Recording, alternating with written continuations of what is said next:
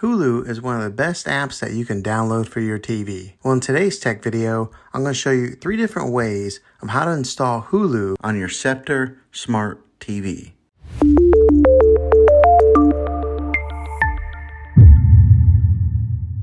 It can be really frustrating if you want to watch some of the great content that is on Hulu and you find that your TV is unable to download it. If your TV is an older model of smart TV, then it could prevent you from downloading this app.